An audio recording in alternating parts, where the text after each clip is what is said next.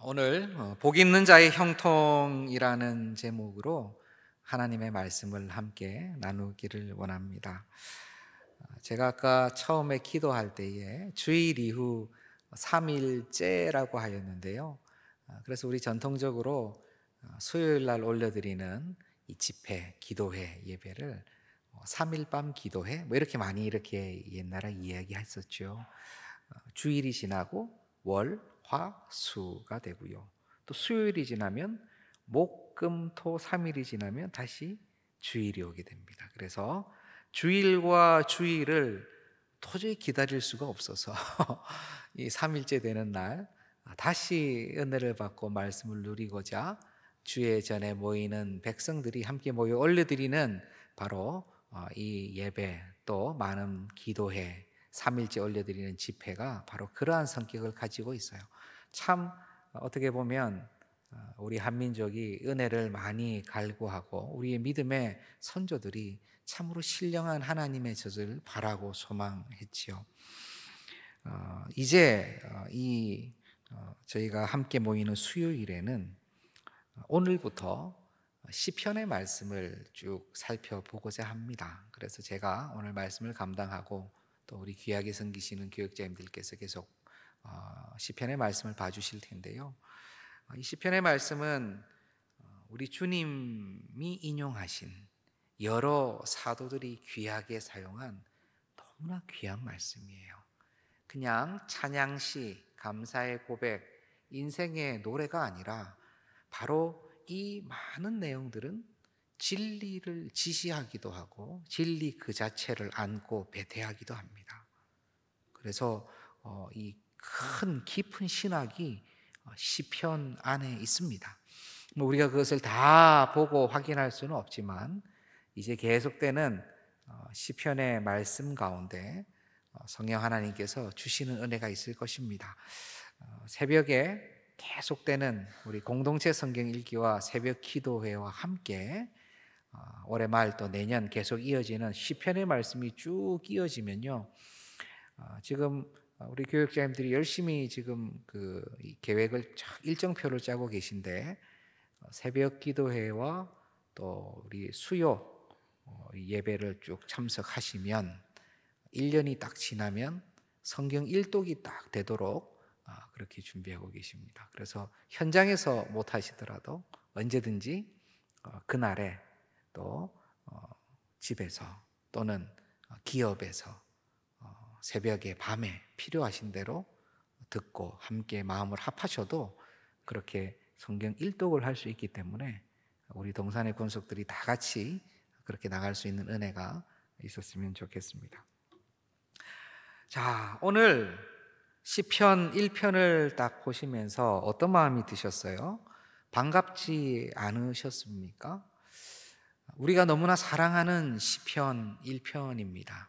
왜냐하면 시편의 많은 시 중에서 하나님의 말씀 중에서 굉장히 익숙한 본문이기 때문에 그래요. 복 있는 사람은 하면은 뭐죠? 악인들의 꾀를 따르지 아니하고 이렇게 탁 나올 수 있는 또 익숙한 시편이 어디 있나요? 시편 23편. 23편은 뭐죠? 어떻게 시작합니까? 여호와는 나의 목자시니. 그거 잘 아시죠? 시편에는 여러 많은 표제어와 함께 정말 다 들어보신 말씀들이 시편에 다 녹아 있어요. 나중에 한번 다 확인해 보시기를 바랍니다. 특별히 시편 1편은 참 읽으면 읽을수록 암송하면 암송할수록 또 연구하면 연구할수록 그 진가를 더 발휘하는 참 귀한 고백이고 찬양입니다. 그런데 오늘 시편을 보실 때 그간에 이렇게는 봤나 하는 부분도 있으실 거예요. 그래서 이걸 잘 들으시고 나중에 시편 1편을 이렇게 보시면 그전에는 안 보였던 부분인데 한번 듣고 보시면 이게 또 보여요. 그 부분이 보입니다. 한번 들었는데. 그래서 믿음은 참 어디에서 납니까? 믿음은 어디에서 납니까? 들음에서 나죠. 하나님의 말씀을 잘 듣다 보면은 그 믿음이 안에서 하나님께서 선물로 주시고 믿음이 더욱더 강성해집니다. 얼마나 감사한지 몰라요. 이 시편 1편은요 히브리어 알파벳이 있습니다. 그런데 그 알파벳 처음과 마지막 글자로 이 시편의 처음과 끝이 이루어져 있어요. 히브리어 처음을 알렙이라 그러고 마지막을 타우라고 하는데요. 글자가 시편 처음이 알렙으로 시작하고 타우로 끝이 나요. 우리말로 하자면 기역으로 시작해서 히읗으로 딱 끝이 나게 되어 있습니다. 그 헬라어에도 우리 성도님들 잘 알고 계신 처음과 끝이라는 단어가 있어요. 예수 그리스도는 처음과 끝인데 알파와 뭐죠? 오메가. 우리 오늘 계신 분들이 답을 너무 잘하셔서 제가 좀 모르셔야지 제가 아는 체를 할 텐데 알파와 오메가죠. 알파와 오메가. 마찬가지입니다. 히브리어는 알렙과 타우인데 이 시가 그렇게 돼 있어요. 그래서 이전에 이 정형시라고 할 수 있습니다. 그 한문시, 옛날 우리 고시에도 보면은 글자를 정해놓고 시를 만들기도 하죠. 또 사구체, 팔구체 전체 구를 4개나 8개 딱 정해놓고 거기에 맞추기도 합니다. 과거 시험 볼 때도 그렇게 하죠. 몇 자로 딱 표현해라 그러면 그 글자로만 딱 표현을 해야 되는 거예요. 그래서 이 시편 1편도 6구절로 되어 있는 일종의 정형시라고 볼 수가 있습니다. 근데 여기서 한 가지 우리가 주의해야 될 것이 있는데요. 혹시나 이렇게 정형시라고 말씀을 드리면 어떤 분들은 시편 1편이 하나님의 간섭하심이 성령의 감동하심이 조금 적은 거 아니냐, 사람이 너무 그 정형에 맞추려고 노력해가지고 사람의 노력이나 이게 너무 많이 들어간 것 아니냐라고 생각하시는 분이 있습니다. 그러나 아닙니다. 정형화된 시라고 할지라도 하나님께서는 그 사람을 성령의 도구로 사용하셔가지고 그분의 지식과 감정과 능력을 다 인격적으로 사용하셔서 성경을 쓰게 하셨어요. 그래서 성경의 원저자는 성령 하나님이십니다. 인간 저자는 성령께서 붙들고 쓰시는 거예요. 그렇지만 그냥 아무것도 모르고 그냥 이렇게 쓰는 것이 아니라 그의 인생을 통째로 주님께서 붙잡으시고 그의 인격을 붙잡으셔서 거기에 영감을 주님께서 불어넣어 주시는 것입니다.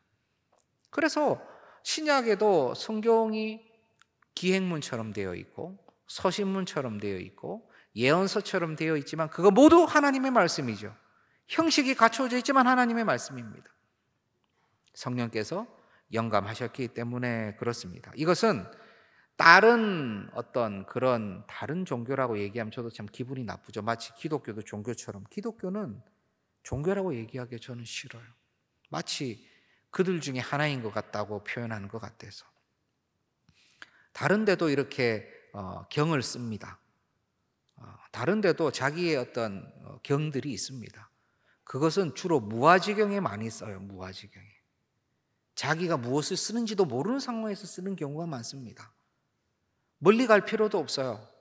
옛날에 여기 가까운데 미아리 뭐 이런 데 가면은 이렇게 동자승 무슨 이렇게 귀신 이렇게 탁 쓰면은 아기 뭐 이러면은 자기가 무슨 말 하는지도 모르고 다 말하고 사실은 알면서 다 말하고 그리고 예언을 했다 그렇게 얘기를 하죠. 그런 것과는 성령 하나님의 말씀 드리는 것도 참 민망하지만 전혀 다른 성경의 기재 방식이 있는 거예요. 시편 1편을 보시면서 정형화되어 있다고 해서 마음에 전혀 시험 들지 마시길 바랍니다. 혹시 전혀 시험이 안 됐는데 제가 이렇게 말씀을 드리면 오히려 더 아시고 혹시 그런 분 있으면 도와주시길 바랍니다. 시편 1편은 이렇게 처음과 끝을 얘기하고 있어요. 그래서 구약 백성이나 신약 백성이 시편 1편을 읽을 때 아마도 분명히 이 짧은 6절의 말씀에 처음과 끝이 있구나라고 생각을 했을 것입니다. 그리고 시편 1편을 쭉 읽어보면 정말 그 안에는 인생의 처음과 끝이 있어요. 인생에 어떤 종류가 있는지, 인생이 어떻게 흘러가는지, 보여줍니다. 시편의 내용은 하나님 앞에 선 인생들의 처음과 끝을 보여주는데, 그런 인생은 크게 두 인생으로 나눠요. 바로 복 있는 사람과 그렇지 않은 사람입니다. 복 있는 사람, 복 없는 사람. 그렇다면 오늘 이 시간에 함께하고 계시는, 현장에서 함께하고 계시는, 또 온라인으로 함께하고 계시는 모든 성도님들, 우리는 어떤 인생입니까? 복 있는 사람입니까? 아니면 복 없는 사람입니까? 예. 대답을 정말 잘하셨어요. 복 있는 사람이죠. 복 있는 사람이죠. 그런데 증거가 있습니까? 라고 이렇게 제가 여쭤보면 뭐 증거야 많죠. 이렇게 하시는데 어떤 증거가 있습니까? 뭐 예수님 있으니까 복 있는 거 아닌가요? 라는 아주 정답을 말씀하시지만 그때부터 굉장히 자신 없어 하시는, 혹시 돈이 좀 많으세요? 그런 질문은 권세가 있으세요? 가문이 좋으세요? 지금 제가 말씀드리는 복의 기준이 다 많은 사람들이, 세상 사람들이 얘기하는 복의 기준 아닙니까? 분명히 우리는 복 있는 사람이라고 했는데 이렇게 얘기할 수 있는 근거가 어디에 있을까요? 감히 우리가 복 있는 사람이다, 또 이 시에서 나오는 것처럼 또 다른 표현인 우리는 의인이다라고 얘기할 수 있는 것은 성경에 그 말씀이 나오기 때문입니다. 말씀이 우리에게 증거하기 때문이에요. 복 있는 사람이나 의인이나 복 있는 사람이나 같은 말입니다. 성경에서 보면 마태복음에서, 누가복음에서 복이 있는 사람에 대해서 굉장히 잘 말씀해 주고 있는데, 마태복음을 오늘 한번 본다면 마태복음 5장 3절에서 12절까지의 말씀을 제가 빨리 한번 훑어서 한번 보겠습니다. 한번 보여주십시오. 마태복음 5장 3절, 잘 아는 팔복의 말씀이에요. 팔복. 심령이 가난한 자는 복이 있나니 어떤 복을 받습니까?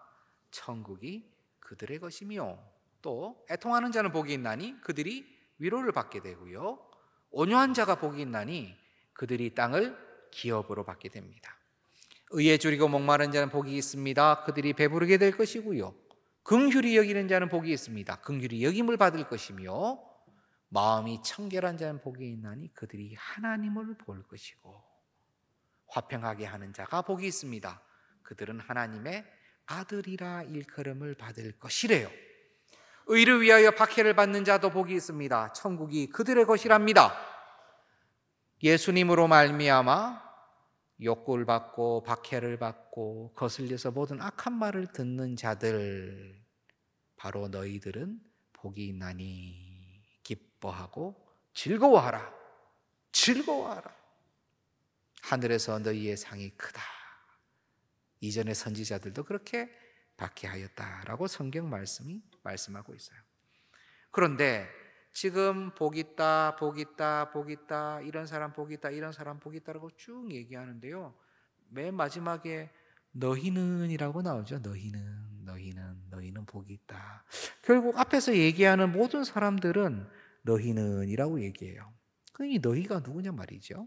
우리 본문 바로 앞절 1절 2절을 제가 한번 읽어드리겠습니다. 예수께서 무리를 보시고 산에 올라가 앉으시니 누가 나왔어요? 제자들이 나왔습니다. 제자들이 이렇게 앞쪽으로 나왔어요.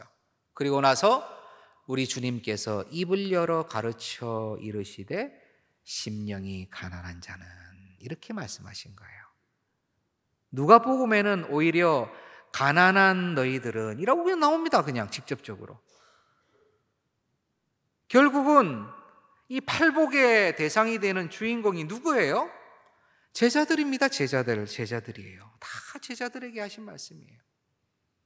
이 제자들이 의인이라는 말씀이고, 이 의인인 제자들은 복 있는 자다라고 이야기하고 있는 것입니다. 제자들의 그때의 모습이 어땠을까를 한번 생각해 보시길 바랍니다. 우리 주님께서 굳이 가난을 말씀하시고, 애통을 말씀하시고, 온유를 말씀하시고, 목마름을 말씀하시고, 긍휼히 여김을 받는다는 말씀을 하시고, 박해를 말씀하시는 이유가 어디 있겠습니까? 이들이 지금 그 상태라는 거예요. 그런데 복이 있답니다. 마카리오스, 복이 있다. 복이 있다. 왜 그러냐? 그들은 바로 예수 그리스도를 믿는 믿음으로 구원을 받은 자들이기 때문에 그렇습니다. 모든 상황 가운데서도, 어떠한 역사 가운데서도 그들은 믿음으로 구원을 받은 자들이기 때문에 모든 수식어를 다 동원해서 너희는 복이 있다. 심령이 가난한 자도 천국이 그들의 것이라 그랬는데, 마지막에 의를 위하여 박해를 받는 자도 천국이 그들의 것이다. 처음과 끝이 다 천국으로 돼 있어요. 천국이 너희 거야. 너는 구원받았어. 하나님 나라가 너희 것이고 너희가 하나님 나라 들어갈 거야. 믿음으로 구원받고 사는 자가 의인입니다. 갈라디아서 3장 11절 말씀을 제가 한번 읽어보겠습니다. 또 하나님 앞에서 아무도 율법으로 말미암아 의롭게 되지 못할 것이 분명하니 이는 의인은 무엇으로 살리라? 믿음으로 살리라. 믿음으로. 의인은 무엇으로 산다고요?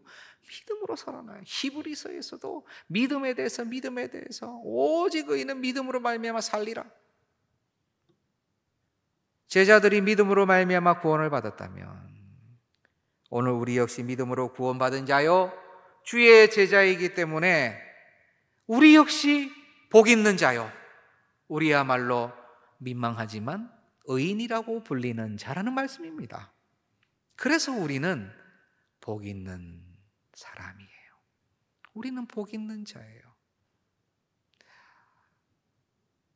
그래서 우리가 가는 곳은요, 복이 이렇게 가는 거예요. 복이 가는 거, 복 있는 사람이 가면 복이 가는 거잖아요. 그렇지 않습니까? 우리가 얼마나 복에 민감해요? 어릴 때 학교에서 다리를 달달달달 떨고 있으면 무슨 얘기를 듣습니까? 그렇죠. 그만 떨어! 복 나간다, 복 나간다. 있던 복도 다 나간다. 식탁 모서리에 앉아 있으면은 거기 앉는 거 아니야? 여기 나와, 이렇게. 왜요? 모서리에 있으면 복 나간다. 희한하죠? 모서리에 있으면 복이 나간다는 건 어떤 근거인지 모르겠어요. 뾰족하니까 다친다는 얘기인지 모르겠어요. 웃으면 복이 와요. 새해 복 많이 받으세요. 추석에 복 많이 받으세요. 명절 때마다 우리는 복 많이 받으라고 얘기를 해요. 그렇게 복이 중요하고 복이 좋은데, 복 있는 사람이 알고 보니까 우리예요. 복 있는 사람이 납니다. 그래서 오늘 이 예배당을, 동산교회 예배당을 나가실 때는요, 어깨에다가 힘을 조금 주십시오. 영적 뽕을 조금 넣으십시오. 그래서 이제 복 있는 사람이 이렇게 나간다. 버스를 타면 복 있는 사람이 탄 거예요, 거기. 지하철을 타면은 복 있는 사람이 거기 탄 거예요. 그러면 스물스물, 표현이 좀 이상합니까? 복이 이렇게 전파되는 거예요. 너무너무 중요한 사실 신학적 담론입니다. 선교지에 우리 선교사님들을 파송하고 그들을 위해 기도해요. 그분들이 가는 것이 어떤 의미인지 아세요? 바로 복이 가는 거예요. 예배자가 가는 거예요. 그곳에서 얼마나 많은 열매를 맺는가 하나님께서 판단하실 것입니다. 그 유명한 선교사라도 인도에서 20년 이상 해도 한 영혼밖에 구원 못한 선교사님도 있어요. 세계적으로 유명한 선교사님이지만. 그렇지만 하나님께서 그 사역을 열매가 한 명이니까 영 실망이야 라고 하실까요? 아니에요. 복 있는 자가, 예배자가 그 땅을 밟을 때에 그 밟는 그 땅이 그때 변화되기 시작하는 것입니다. 내가 가는 그곳에서 바로 영향력이 일어나는 거예요. 예수를 주로 고백하는 자가 그곳에 가서 예수의 이름으로 고백할 때에 놀라운 역사들이 이제 일어나기 시작하는 것입니다. 보이진 않아요. 보이진 않아요. 선교사님이 그곳에 가서 아무 영혼을 구제하지 못하고 두 손을 들고 하나님께 부르짖어 기도할 때 바로 그 땅에서 예배가 없는 곳에 예배가 이미 시작된 겁니다. 그러니 우리는 사람을 보내는 거예요. 유명한 말씀입니다. 미국 북대서양 선교기구에서 그래서 우리는 사람을 보내는 거예요. 효과는 사람 보내는 것보다 다른 게 더 좋은 거 많아요. 요즘 뭐 전선으로, 인터넷으로, 영상으로, 재정으로 얼마나 많은 효과적인 사역을 많이 할 수 있어요. 그럼에도 불구하고 우린 여전히 사람을 보내야 돼요. 왜냐하면 복 있는 자가 거기 가야 되니까. 복 있는 사람은 어떤 모습입니까? 바로 오늘 본문 1절에서 3절에서 1절부터 3절에서 잘 나오는데요. 이 1절부터 3절까지가 굉장히 히브리어 문법적으로 흥미롭습니다. 1절 같은 경우에는 눈에 잘 안 보이실 텐데 원래 원문으로는 이게 완료형으로 되어 있어요. 완료형으로. 조금 과거의 느낌이 있습니다. 2절, 3절에 나오는 모든 동사들은요, 미완료형으로 되어 있어요. 동일하게. 그 말씀은 히브리에서 미완료형은 현재를 포함해서 미래가 열려 있는 동사예요. 계속되고 있고 계속될 것 같은 느낌. 그래서 조금 무리를 해가지고 그 어떤 학자들은 1절을 과거형으로 해석한 적도 있는데요. 굳이 해석을 해보면 복 있는 사람이 악인들의 꾀를 따르지 않았고 죄인들의 길에 서지 않았고 오만한 자들의 자리에 앉지 않았다라고 일단 해볼 수도 있어요. 않았다. 그런데 복 있는 사람은 2절에서 여호와의 율법을 계속 즐거워해 왔고 그렇게 할 것이며 이 율법을 주야로 묵상하는데 계속 그렇게 해왔고 앞으로도 그렇게 할 거야. 복 있는 사람은 시냇가에 심은 나무가 철을 따라 열매를 맺고 그 잎사귀가 마르지 않는 것처럼 그 하는 모든 일이 형통해 왔고 형통할 거야 라고 해석할 수도 있다는 것입니다. 그런데 가만히 살펴보면 복 있는 사람은 그 하는 모든 일이 형통하다라고 할 때 모든 일은 현재만 가리키는 거예요? 아니면 과거만 얘기하는 겁니까? 미래만 얘기하는 거예요? 어때요? 모든 일은? 예, 그렇죠. 모든 일입니다. 모든 일. 그래서 이 모든 일이라는 것 때문이라도 많은 정통한 성경 번역가들은 이 어려운 히브리시를 번역할 때에 저희 한글 성경도 마찬가지입니다. 아주 정말 성령께서 간섭하신 번역이에요. 현재형으로 번역을 합니다. 그냥 복 있는 사람은 악인들의 꾀를 원래 따르지 않는 거예요. 이전에도 그랬고 지금도 그랬고 앞으로도 그럴 것이란 얘기입니다. 여호와의 율법을 주야로 이전에도 묵상했지만 지금도 묵상하고 있고 앞으로도 묵상한다는 거예요. 복 있는 사람은 원래 그렇게 한다는 것입니다. 느낌이 조금 다르죠? 우리가 복 있는 사람은 이라고 고백하면서 악인들의 길을 따르지 아니하고 죄인들의 길에 서지 아니하고 오만한 자들의 자리에 앉지 아니하고 말씀할 때에 복이 있는 사람은 이렇게 해야 복이 있는 사람이 아니라 복이 있는 사람은 원래 이렇게 한다는 거예요. 뭐가 더 먼저입니까? 이렇게 해야 복이 있는 사람이에요? 아니에요. 복이 있는 사람이 그냥 이렇게 하는 거예요. 아까 질문을 다시 한번 드려볼까요? 우리가 복이 있는 사람입니까? 복이 없는 사람입니까? 아멘, 담대하십니다. 복이 있는 사람이지요. 복이 있는 사람입니다. 그래서 부족하고 연약해도 우리는 악인들의 꾀를 따르지 않았던 것이에요. 우리의 능력이 아니라 성령님의 보호하심으로. 연약해도 성경을 주야로 묵상하지 않는데 어쩔 수 없이 성령의 강권하심으로 성령께서 사용하시는 우리 어머니 때문에 성령께서 사용하시는 우리 아내 때문에 말씀과 가까워지기도 하는 것입니다. 오히려 이렇게 과거, 현재, 미래에 항상 여상한 복 있는 사람의 모습이 바로 성경에서 말씀하시는 복 있는 사람이에요. 무슨 일을 하든지 형통한 사람이 바로 복 있는 사람입니다. 참 우리랑 맞지 않는 것 같다는 생각을 합니다. 많은 기도원에는 스스로 형통하지 않다고 생각하는 사람들이 많이 가세요. 그리고 간절히 기도해요. 형통을 구합니다. 나쁜 것 아니죠. 하나님 앞에서 형통 구하는 것이 좋은 기도의 제목입니다. 근데 한 가지 분명히 아실 것이 형통이라고 하는 것은요, 복 있는 사람이 미래에서 가져오는 것이 아니에요. 앞으로 받을 것이 아닙니다. 이미 이 자리에 있는 것이 형통이에요. 이미 저는 형통해요. 알고 보면 이미 과거에도 형통했어요. 왜 이렇게 얘기할 수 있느냐? 형통의 뜻이 바로 우리 하나님께서 함께 하시면 형통이라고 부르시기 때문에 그래요. 창세기를 보셔서 아실 것입니다. 요셉이 갇혀 있고 미래가 하나도 보이지 않을 때 성경은 분명히 말씀해요. 그가 형통하였더라. 하나님이 그와 함께 하심으로 형통하였더라. 조건은 하나도 형통하지가 않아요. 잡혀 있어요. 자유가 없습니다. 우리야 뭐 나중에 총리 대신 될 거 아니까 조금 있으면 풀릴 거야 라고 생각하지만 본인 입장이 그럴까요? 죽을 것 같죠.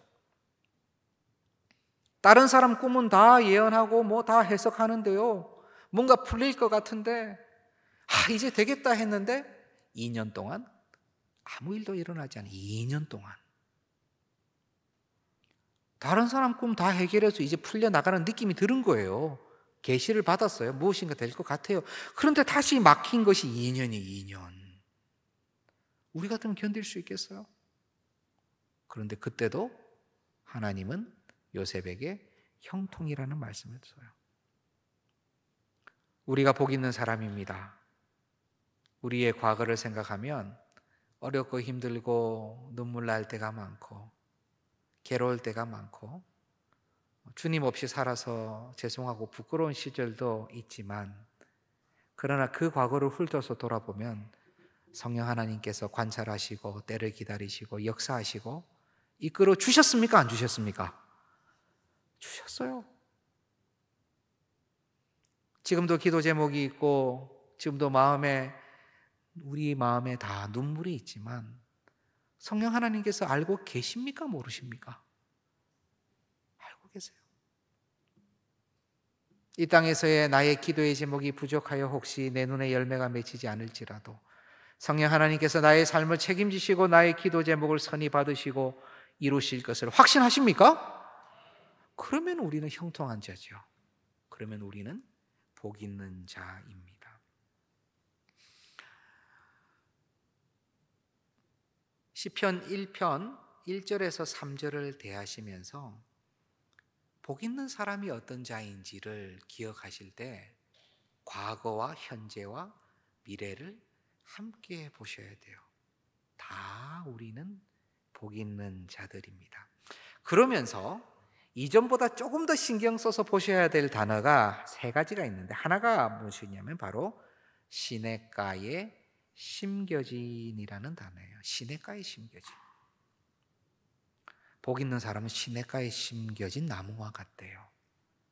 시냇가에 심겨지면 물 걱정 안 해도 되겠지요? 홍수 걱정도 안 해도 돼요. 왜냐하면 흙이 잡아주기 때문에. 가뭄 걱정, 홍수 걱정, 바람 걱정도 안 해도 돼요. 넘어지지가 않습니다. 눈이 많이 와도 괜찮습니다. 시냇가에 심겨진 나무와 같은, 그 나무가 좀 왜소해 보이고 힘이 없고 연약해 보이더라도 그 뿌리를 하나님께서 붙잡고 계시면 그 나무는 정말 그 누구도 감당할 수 없는 강력한 나무인 거예요. 그래서 시냇가에 심겨진 나무와 같다라는 것을 복 있는 사람하고 잘 보셔야 돼요. 두 번째는 바로 열매를 맺는 것이 복 있는 자의 모습이에요. 열매 얘기만 나면 우리는 조금 마음이 이렇게 쪼그라듭니다. 내가 열매를 얼마나 맺었지? 마가복음 11장에 보면 우리 예수님께서 열매 없는 무화과 나무를 저주하십니다. 그런데 가만히 그 부분을 한번 시간을 내어서 읽어보시기를 바랍니다. 마가복음 11장을 읽어보시면 무화과 나무가 열릴 때가 아니라고 분명히 말씀하고 있어요. 예수님께서 가서 무화과 나무를 해서 뭔가를 먹으려고 해보셨는데 열매가 없어요. 그런데 성경 기자가 말씀합니다. 무화과 나무가 열릴 때가 아니기 때문에 열매가 없었다. 그러면 이거 당연한 거 아니에요? 당연한 거죠. 그런데 우리 주님은 열매가 없다니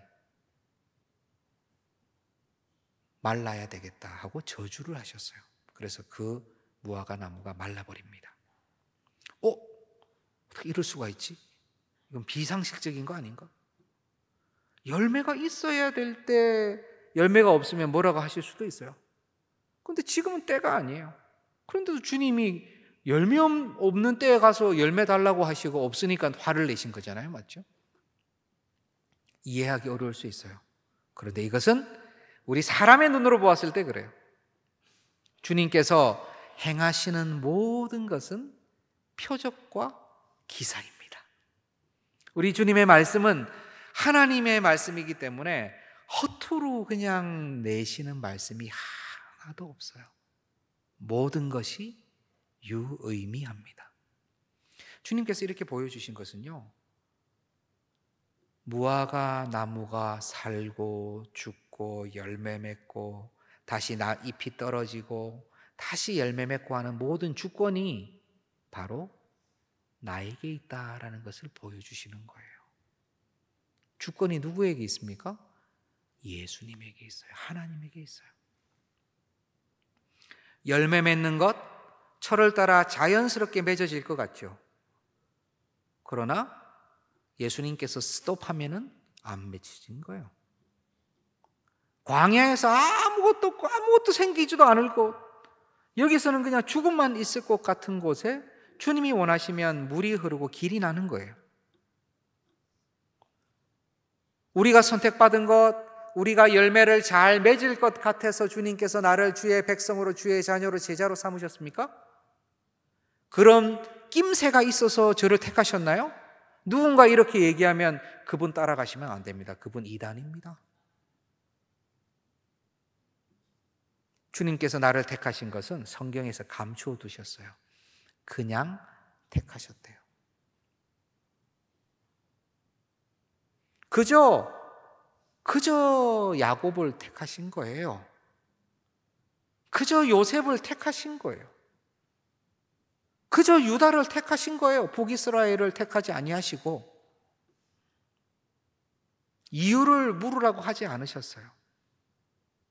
주권이 누구에게 있습니까? 우리 주님에게 있어요. 그러니까 우리가 열매 맺는 것은요, 우리가 용을 썼다고 해서 맺어지는 것도 아니에요. 우리 주님께서 은혜를 주시면 맺어지는 것입니다. 복 있는 자는 열매가 맺어지게 되어 있습니다. 하나님께서 열매 맺을 수 있는 은혜를 주시고 맺도록 허락하시며 힘을 주시고 결과를 내십니다. 그리고 그 판단은 우리가 할 수 없어요. 옆에 있는 분 보고 너는 너무 열매가 없는 것 같아. 큰일 납니다. 하나님께서 이미 그 열매를 받으시고 기뻐하고 계신지 우리는 알 수가 없어요. 함부로 저희는 판단하면 안 됩니다. 어떤 분이 열매가 너무 많아요. 막 풍성풍성해요. 야, 너 최고야. 너 정말 영웅이야. 영웅이가 요즘 유명하죠. 영웅이야. 그러면 그거 하나님 기뻐하지 않으세요. 그 열매 누가 맺게 하셨어요? 하나님께서 맺게 하셨어요. 영광을 그분이 받으면 그분이 화를 당해요. 영광은 하나님께 돌려야죠. 복 있는 사람이 열매 맺는 것이지 열매 맺어서 복 있는 사람 되는 거 아니에요. 그러면 우리는 열매가 맺힐까요? 안 맺힐까요? 맺힙니다. 분명히 하나님께서 맺히게 하실 것이고 이미 맺히게 하셨고 앞으로도 윤기가 나고 나이와 관계없이 세대와 관계없이 우리의 힘과 능력과 관계없이 주님께서 맺히게 하실 거예요. 그런데 마지막 단어가 뭐냐? 그게 바로 철을 따라입니다. 철을 따라. 시즌을 쫓아서 하나님의 때에 하나님의 필요한 때에 맺히게 하세요. 성전을 지키던 시몬에게는 그의 열매가 맺히는 때는 예수 그리스도를 품에 안았을 때예요. 그때 그의 열매가 활짝 맺혔어요.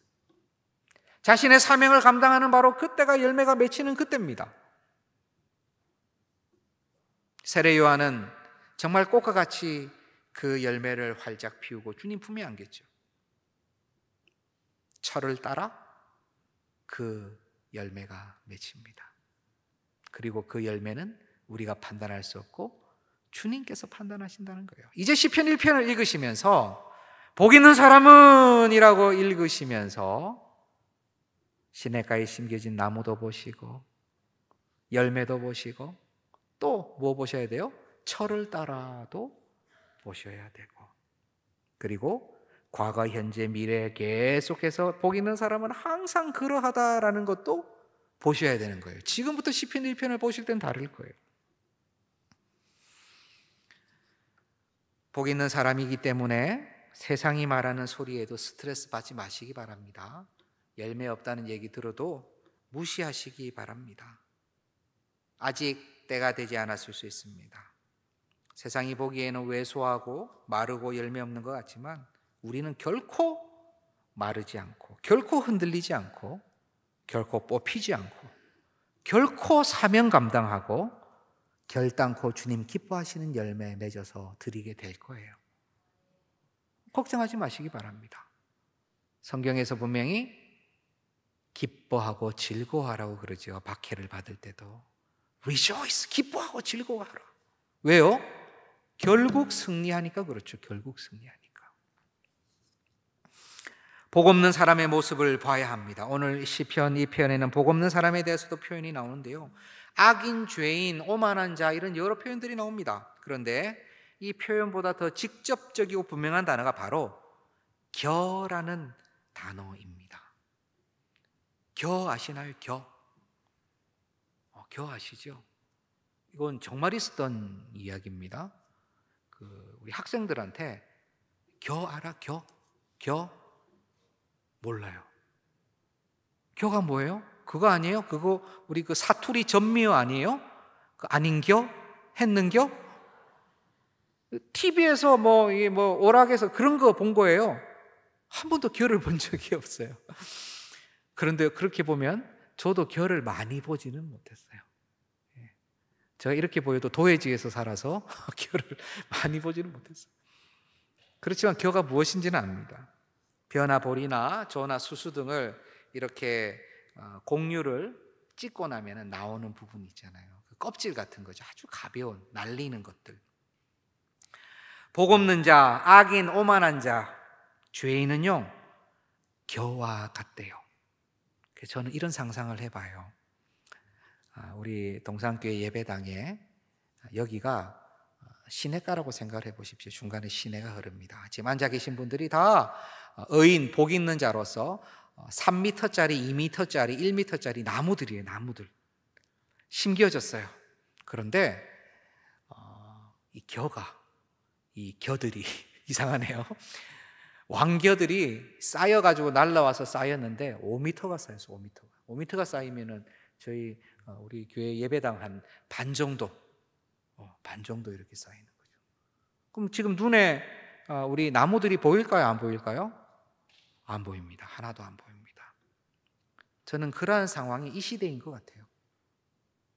전부 다 자기 소견에 옳은 대로, 하나님이 없는 것이 당연한 것으로 죄를 먹고 마시며 정치와 경제와 문화와 교육과 방송과 모든 교육의 영역 가운데서도 하나님 없다라고 고백하는 것이 굉장히 진실처럼, 성경의 기준을 외면하는 것이 멋진 것처럼 되어 있는 이 시대예요.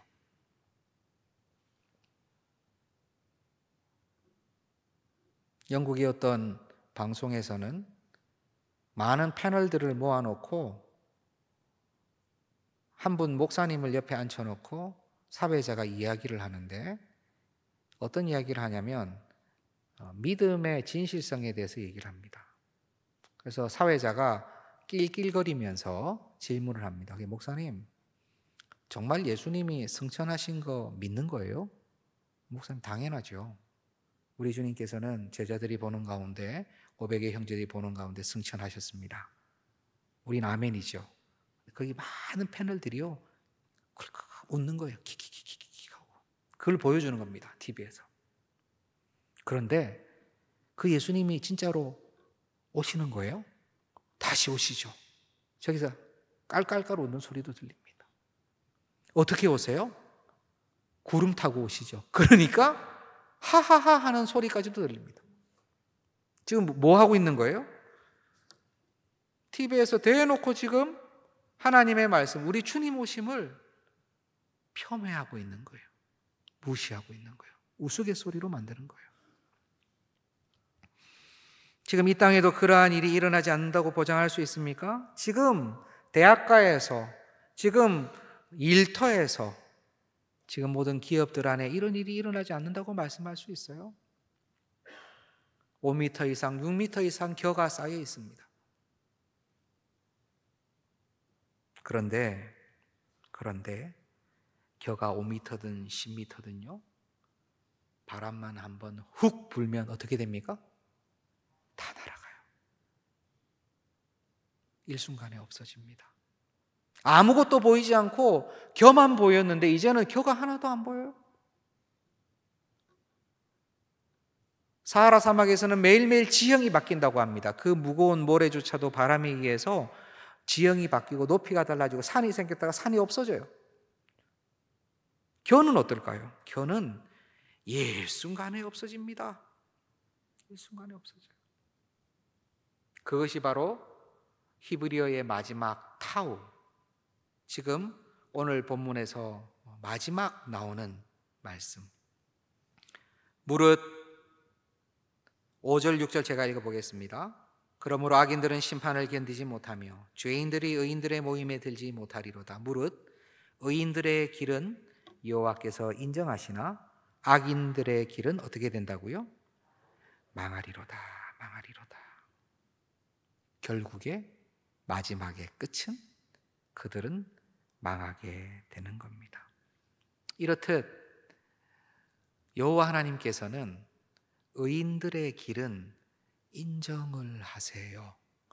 복 있는 자들의 걸음은 인정을 하십니다. 의인들이 나아가는 것은 보호하시고 그냥 다 받아주세요. 보혈 때문에 넘어가 주시는 거예요. 솔직히 이 시편 1편은요, 정말 자기 자녀가 하는 것이면 무엇이든 다 괜찮아, 네가 하는 거면 다 괜찮아라고 하는 것처럼 자기 자녀 편애의 극치시가 바로 시편 1편이에요. 복 있는 사람이 하는 것은 괜찮은 거예요. 실수해도 하나님 넘어가 주시고 힘 주시고 열매 맺게 하시고 철을 따라 은혜 주시고, 그리고 그 의인의 길은 인정해 주신다는 거예요. 얼마나 감사해요. 그 인정을 받는 자가 누굽니까? 우리예요, 우리. 여호와 하나님의 인정을 받는 거예요. 우리의 길이 인정을 받는 거예요. 우리가 어떻게 해야 되겠습니까? 우리가 어떻게 해야 되겠습니까? 구약 백성은 시편 1, 2편을 읽으면서 그리스도의 그림자를 보았고 그리스도께서 오심을 소망하였다면, 우리 신약 백성인 우리들은 오히려 구약, 신약을 다 보고 예수 오심을 확인하였으며 지금은 우리 주님을 기다리고 있습니다. 우리가 훨씬 복받은 자예요. 아무 공로 없는 우리를 복 있는 자, 의인으로 삼아주신 하나님께 오늘 우리는 무엇을 해야 될까요? 시편 1편을 읽으면서 그것은 감사밖에 없어요. 와, 정말 감사하구나. 진짜 감사하구나. 말로 다 할 수 없는 감사구나. 왜 나를? 그리고 능력 없는 우리가 능력 주신 우리 예수 그리스도를 오늘 더욱 묵상하는 것입니다. 아, 우리 주님 때문에 이런 역사가 일어났구나. 내가 이렇게 인정을 받게 되었구나. 그렇게 계속 주님을 묵상하는 거예요. 우리의 공로로 쓰일 것은 아니지만 열매 맺히기를 위해서 우리는 오늘도 노력해야 돼요. 우리 노력으로 되는 건 아닙니다. 하지만 우리는 감사해서 노력해야 돼요. 어떻게 하면 그 은혜를 조금이라도 갚을 수 있을까? 감사와 예수 그리스도의 묵상과 열매 맺기를 위해 노력하는 것이 바로 시편 1편을 읽으면서 우리가 해야 하는 것입니다. 이 시간 우리가 말씀을 생각하면서 한번 이것을 결단하기를 소원해요. 하나님, 내 안에 감사가 넘치게 하여 주옵소서. 생활과 삶을 살아가면서 감사가 많이 죽었다면 하나님 감사를 허락해 주옵소서. 그리고 예수 그리스도를 더욱 묵상하게 하옵소서. 열매 맺기를 힘쓰게 하여 주옵소서. 이렇게 세 가지의 기도의 제목으로 우리 반주해 주실 때에 하나님 앞에서 저를 따라 한번 같이 고백하고 기도하십시다. 저를 따라 고백할 때에 제가 주여 은혜를 주옵소서라고 할 거예요. 그러면 제가 주여 은혜를 주옵소서라고 하면 우리 모든 주님의 백성들도 주여 은혜를 주옵소서라고 한번 고백하시고 금방 세 가지의 기도의 제목을 하나님께 올려드리겠습니다.